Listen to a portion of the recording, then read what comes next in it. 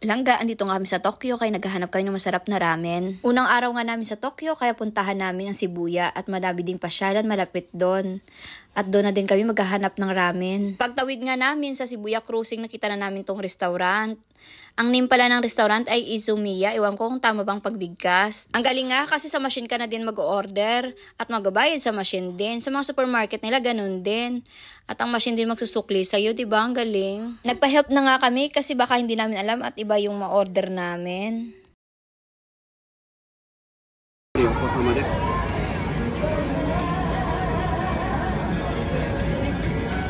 Battery? Best.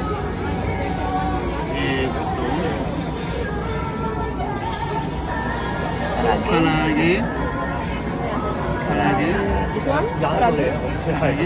Yeah, lunch. Karage. Pwede ito ka. Okay. Okay. Drinks? Drink. Beer, sour, soft drink. Soft drinks. Soft drink.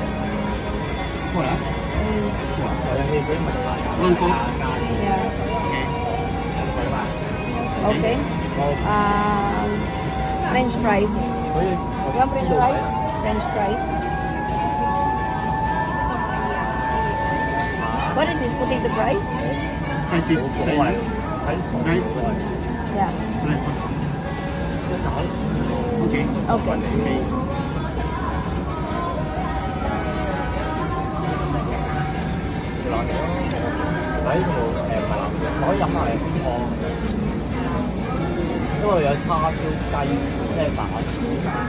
Where can I put the coins? Point. Okay. This one?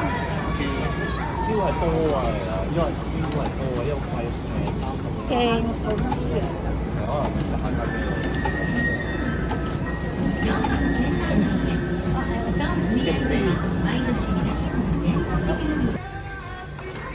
Separate para sa mga bata. Tapos may water na. Galing naman. Tapos yung mga marurumi, ilalagay na din. I-akyat yata sa taas. Diba ang galing mo? Ayan.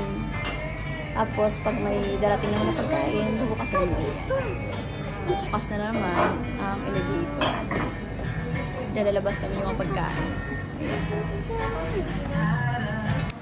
Ito yung lunch time ko. May kasama ng ganito. Tapos yun yung karage. Ito yung kay daddy with rice na. Ito yung combo. Tapos ito yung